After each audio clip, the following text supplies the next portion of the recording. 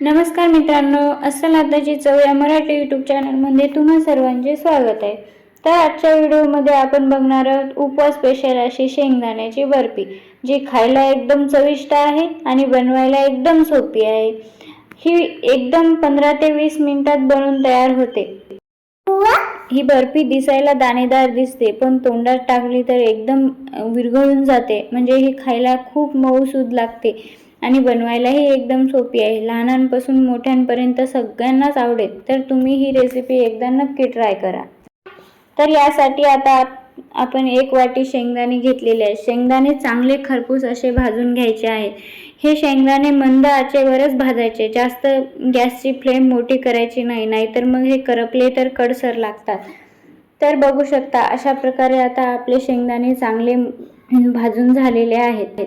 शेंगदाणे चांगले खरपूस भाजले की याचे साल लवकर निघतात, म्हणून शेंगदाणे नेहमी खरपूस भाजायचे। आता हे थंड ठेवायला एका ताटामध्ये टाकूया। आता इथे मी थोडेसे बदाम घेतलेले आहेत। बदाम पूर्णपणे ऑप्शनल आहेत, म्हणजे तुम्हाला घ्यायचे तर घेऊ शकता, नाही घेतले तरी चालतात। बदामासोबत तुम्ही बाकीचेही सुके ड्रायफ्रूट्स घेऊ शकता। आता हेही चांगले खरपूस भाजून घ्यायचे आहेत। आता आपले शेंगदाणे चांगले थंडगार झालेले आहेत। बघू शकता याचे साल असे निघत आहेत। आता पूर्ण साल काढून घ्यायचे व मिक्सरच्या भांड्यामध्ये टाकायचे।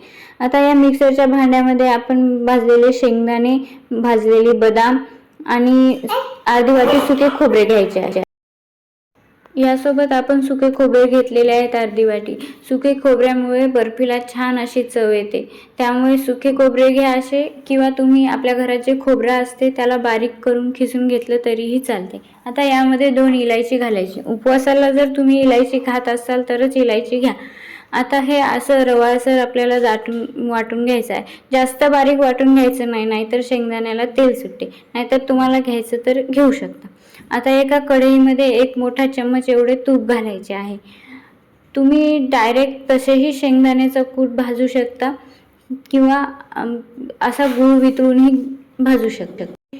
यामध्ये अर्धी वाटी एवढा गूळ घालायचा आहे। 1 वाटी शेंगदाणे आहेत आणि अर्धी वाटी खोबरे आहे, तर अर्धी वाटी गूळ पुरेसा होतो। तुम्हाला जर जास्त गोड हवे असेल किंवा कमी हवे असेल तर गुळाचे प्रमाण कमी जास्त करू शकता। गुळाऐवजी तुम्ही साखरही घालू शकता, पण गुळाने छान असा चिकटपणा येतो, त्यामुळे चव छान येते। आता या गुळ पूर्णपणे वितळण्यासाठी मी इथे 1 चम्मच एवढे पाणी घालणार आहे व हे पूर्णपणे पाक होईपर्यंत गूळ वितळून घ्यायचा आहे। तर गूळ सारखा असा हलवत राहायचा, नाही तर ते खाली कढईच्या तळाशी लागू शकतो। बघू शकता अशा प्रकारे गूळ वितळतो। गुळाचा पूर्णपणे पाक होण्यासाठी गूळ पूर्णपणे वितळणे गरजेचे आहे। आता हे मी गूळ पॅकिंगचा घेतला आहे, त्यामुळे गूळ धुवून वगैरे घेतलेला नाही किंवा गाळून घेतलेला नाही।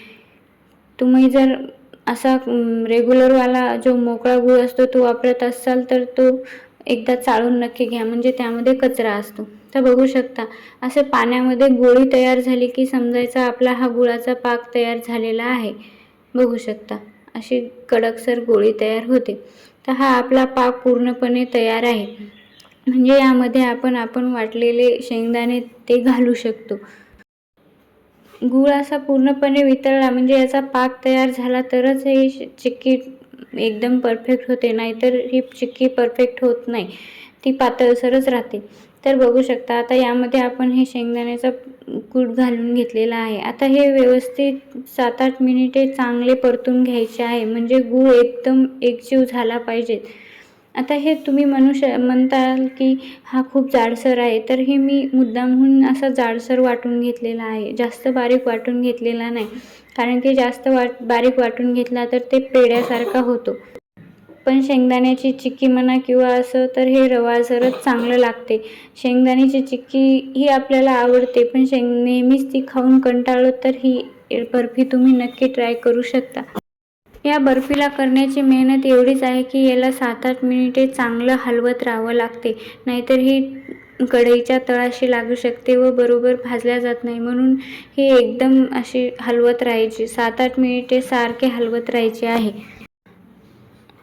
त्यामुळे गूळ असा पूर्णपणे मिक्स होतो व आपली चिक्की एकदम परफेक्ट तयार होते, म्हणजे वड्याबरोबर पडतात। तर हे तुम्हाला खूप जर कोरडं वाटलं तर यामध्ये 1-2 चम्मच तुम्ही तूप घालू शकता, पण हे एवढं कोरडं नाही लागत. पण मी इथे 1 चम्मच तूप घातलेले आहे. तुम्हाला जर जास्त घालायचे असतील तर तुम्ही घालू शकता. तुम्ही पाण्याऐवजी किंवा तुपाऐवजी थोडेसे दूध घातले तरीही चालते. म्हणजे त्याने हे बॅटर पुन्हा थोडेसे पातळसर होते आणि एकजीव व्हायला मदत होते. मित्रांनो, तुम्हाला माझे व्हिडिओ आवडत असेल तर प्लीज कमेंट करून नक्की कळवत जा किंवा तुम्हाला रेसिपीमध्ये काय बघायला आवडते तेही कमेंट करून नक्की सांगत राहा. म्हणजे मी त्याप्रकारे रेसिपी बनवत राहीन.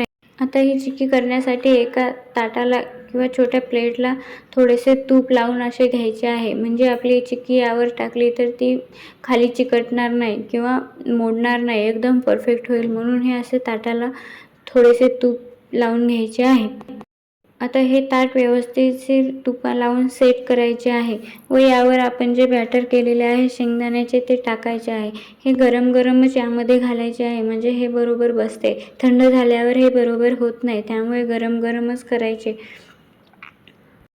नेहमीचेच उपवासाचे पदार्थ खाऊन कंटाळा येतो, काहीतरी नवीन हवे असते व लहान मुलांनाही काहीतरी नवीन हवे असते.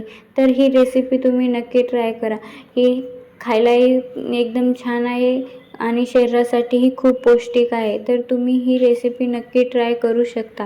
आता ही गरम असल्यामुळे असे वाटीने किंवा ग्लासच्या सहाय्याने अशी सेट करून घ्या, म्हणजे याच्या वड्या एकदम परफेक्ट पडतील. हाताने करायला हात भाजतील, म्हणून थोडे वाटीने किंवा ग्लासच्या सहाय्याने असे सेट करून घेऊ शकता. पूर्णपणे सेट झाले तर आपल्याला चक्क्या पाडायला सोपं जाते. तर आता बघू शकता हे सेट करून थंड झालेले आहे. आता याच्या आपण अशा चक्क्या पाडून घेऊ. तुम्हाला हव्या त्या आकारात चक्क्या पाडून घेऊ शकता किंवा तुम्ही हवा तो आकार देऊ शकता. आता मी असे पूर्णपणे हे करून घेतलेले आहे. हे थंड झाले की याचे बरोबर एकदम मस्त असे भाग पडतात, त्यामुळे थोडेसे सेट होऊन मित्रांनो, आपल्या चॅनलवर इतरही उपवास स्पेशल रेसिपीज मी टाकलेल्या आहेत. तुम्ही एकदा नक्की त्या जाऊन बघा आणि नक्की ट्राय करून बघा. बनवायला सगळ्याच रेसिपी खूप सोप्या आहेत, पण खायला एकदम खमंग आहेत. आणि तुम्ही जर चॅनलवर नवीन असाल तर प्लीज सबस्क्राईब करा. आता आषाढी एकादशी आली आहे, तर मी या एकादशीच्या निमित्ताने ह्या सर्व रेसिपीज टाकलेल्या आहेत. हे रेसिपी बनवायला एकदम सोप्या आहेत, पण खायला एकदम खमंग आहेत आणि नवनवीन आहेत. विशेष म्हणजे लहान मुलांना नक्कीच आवडतील. आता बघू शकता ह्या आपल्या पूर्ण चक्क्या पाडून तयार झालेल्या आहेत. बघू शकता हे एकदम मऊसूद आणि खरपूस अशी बर्फी झालेली आहे, जी तोंडात टाकता नक्कीच विरघळेल आणि तुम्हालाही नक्कीच आवडेल. घरातील लहानांपासून मोठ्यांना सर्व व्यक्तींना ही रेसिपी नक्की आवडेल. तुम्ही एकदा करून बघा आणि ही बनवायला खूप सोपी आहे, त्यामुळे ही नक्की ट्राय करा. मित्रांनो, व्हिडिओ आवडला असेल तर एक लाईक, शेअर, कमेंट नक्की करा आणि हो, कमेंट करून नक्की कळवा की तुम्ही हा व्हिडिओ कुठून बघता, म्हणजे मी तुमचे आभार मानू शकेल. आणि चॅनलवर नवीन असाल तर प्लीज चॅनलला नक्की सबस्क्राईब करा. धन्यवाद मित्रांनो.